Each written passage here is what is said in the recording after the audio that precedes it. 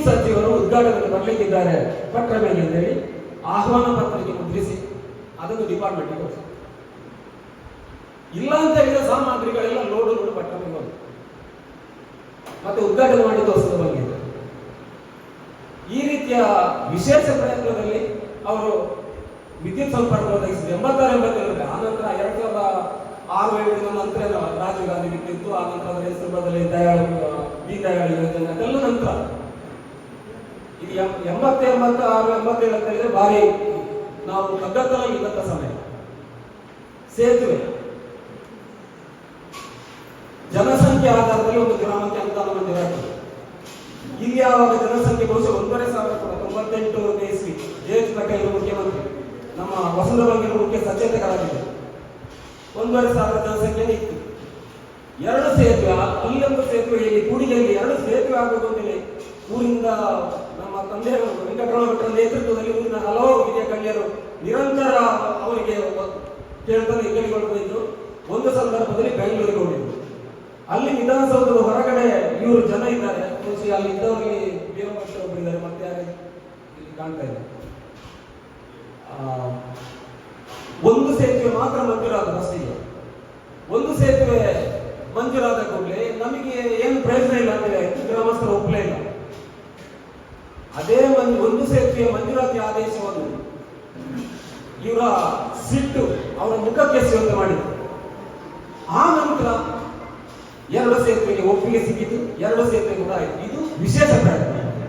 ಶಾಸಕರಾಗಿ ಮಾಡಿದಂತ ಹೇಳಿದ ಬೇರೆ. ಈ ರೀತಿಯ ವಿಶೇಷ ಪ್ರಯತ್ನದಲ್ಲಿ 1,500,000 ಒಳಗಿನ ಜನಸಂಖ್ಯೆಯ ಗ್ರಾಮಕ್ಕೆ 1.5 ಕೋಟಿ ಆಗಿನ ಕಾಲದಲ್ಲಿ, ಈಗ ಸಾಧಾರಣ 30 ಕೋಟಿಯಿಂದ ಮೇಲೆ ಮಂಜೂರಾದಾಗಾಯಿತು. ಇಲ್ಲಿ ಗ್ರಾಮಕ್ಕೆ ತಂದುಕೊಟ್ಟಂಥದ್ದು ಇದು ವಿಷಯ ನಾವು ಮರೀಲಿಕ್ಕೆ ಸಾಧ್ಯ ಇಲ್ಲ.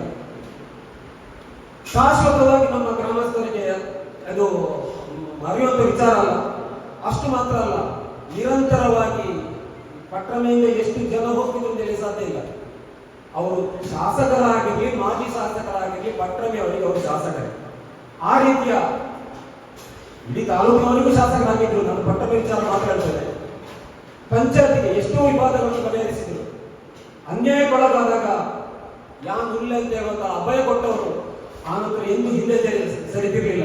ಇಲ್ಲಿ ಎಷ್ಟೋ ಜನ ಇಲ್ಲಿದ್ದವರಿಗೆ ಅವರು ಆ ರೀತಿಯ ಸಹಾಯ ಮಾಡಿದಂಥವ್ರೆ. ಇಂತಹ ವಸಂತ ಬಂಗೇರು ಇಷ್ಟು ಬೇಗ ಅವರನ್ನು ನಾವು ಕಳ್ಕೊಳ್ತೇವೆ ಅಂತ ಹೇಳಿ ಯಾರು ಕೂಡ ಎನಿಸಿರ್ಲಿಲ್ಲ. ಆದರೆ ಅನಿವಾರ್ಯವಾಗಿ ಕಳ್ಕೊಂಡಿದ್ದೇವೆ ಆಕಸ್ಮಿಕವಾಗಿ. ನಾವು ಸಾಮಾನ್ಯವಾಗಿ ನಾವು ಅಂತಲ್ಲ, ಎಲ್ಲ ಕಡೆ ಮಾಡುವಂತ ತಪ್ಪು ಅಂತ ಹೇಳಿದ್ರೆ, ಜೀವಂತ ಇರುವಾಗ ಅವರ ಮೌಲ್ಯವನ್ನು ನಾವು ಅರ್ಥ ಮಾಡಿಕೊಂಡಿಲ್ಲ. ಬಹುಶಃ ಅವರು ಇರುವಾಗಲೇ ನಮ್ಮ ಮೆಚ್ಚುಗೆಯನ್ನು ಅವರಿಗೆ ಗೊತ್ತುಪಡಿಸಿದ್ರೆ ಅವರು ಇನ್ನಷ್ಟು ಒಂದು 10 ವರ್ಷ ಹೆಚ್ಚು ಆಯುಷ್ಯ ಇರ್ತವೆ. ಯಾರೇ ಆಗಲಿ ಒಂದು ಪ್ರಾಮಾಣಿಕವಾಗಿ ನ್ಯಾಯಪರತೆಯಿಂದ ಅನ್ಯಾಯಕ್ಕೊಳಗಾದ ಪರವಾಗಿ ಸ್ವರ ಎತ್ತಿ ಧೈರ್ಯದಲ್ಲಿ ನಿಲ್ತಾರೆ ಅಂತ ಹೇಳಿದ್ರೆ ಅವರಿಗೆ ಸ್ಫೂರ್ತಿ ಸಿಗ್ಬೇಕಾದ ನೀವು ಮಾಡ್ತಾ ಇರೋದು ಸರಿ ಅಂತ ಹೇಳಿ ಬೆನ್ನು ತಟ್ಟುವ ರೀತಿಯಲ್ಲಿ ಪ್ರೋತ್ಸಾಹ ಕೊಟ್ಟರೆ ಅವರು ಮತ್ತಷ್ಟು ಸ್ಫೂರ್ತಿಯಿಂದ ಮಾತಾಡ್ತಾರೆ. ಇದು ಪ್ರಾಮಾಣಿಕವಾಗಿದ್ದವರಿಗೂ ಒಂದೇ ರೀತಿ, ಭ್ರಷ್ಟರಿಗೂ ಒಂದೇ ರೀತಿ, ಅನ್ಯಾಯ ಮಾಡೋರಿಗೂ ಒಂದೇ ರೀತಿ ಜನ ಎಂಕದಯ ನಿಷ್ಠುರ ಅಂತ ಹೇಳುವಂತಹ ಒಂದು ತಪ್ಪು ಕಲ್ಪನೆಯಲ್ಲಿ ಇದ್ದಾಗಿ ಕೊನೆಗೆ ನಮಗೆ ಬುದ್ಧಿಗಳು ಯಾವಾಗ ಅವರನ್ನು ನಾವು ಕಳ್ಕೊಂಡ ಮೇಲೆ. ಇದು ಎಲ್ಲ ಕಡೆ ನಡೆಯುವಂತಹ ಪಟ್ಟಣಮೇ ವಸಂತ ಬಗ್ಗೆ ಈ ವಿಚಾರ ಮಾತ್ರ ಅಲ್ಲ, ಇದು ನಾವು ತಿದ್ದಿಕೊಳ್ಬೇಕಾದಂತ, ಜನತೆ ತಿದ್ದಿಕೊಳ್ಬೇಕಾದಂತಹ ವಿಚಾರ. ಅದೇ ರೀತಿ ಅವರ ನೆನಪು ಈ ಪಟ್ಟಣಮೆಯಲ್ಲಿ ಎಂದಿಗೂ ಕೂಡ, ಬಹುಶಃ ಈಗ 3ನೇ ತಲೆಮಾರು ಇರ್ಬೋದು, ಅವರ ನೇರ ಸಂಪರ್ಕ ಇದ್ದವರ ಪ್ರಾರಂಭದ ಈಗ 3ನೇ ತಲೆಮಾರು ಇರ್ಬೋದು, ಅವರಿಗೂ ಕೂಡ ಇದು ಮಾದರಿಯಾಗಿದೆ. ಆದ್ರಿಂದ ಪಟ್ಟಣಮೆಯ ಗ್ರಾಮಸ್ಥರ ಆದ್ಯ ಕರ್ತವ್ಯ ಸನ್ಮಾನ್ಯ ವಸಂತ ಬಂಗೇರಿಗೆ ಅವರ ಅಗಲಿದ ಸಂದರ್ಭದಲ್ಲಿ ಈ ಒಂದು ಗೌರವ ಶ್ರದ್ಧಾಂಜಲಿ ಸಮರ್ಪಿಸಿ ಹೇಳಿಕೊಂಡು ಈ ಸಂದರ್ಭದಲ್ಲಿ ಶ್ರದ್ಧಾಂಜಲಿ ಕಾರ್ಯಕ್ರಮ ನಿಗದಿಯಾಗಿದೆ. ನಾವು ಈ ಕಾರ್ಯಕ್ರಮದ ಮೊದಲು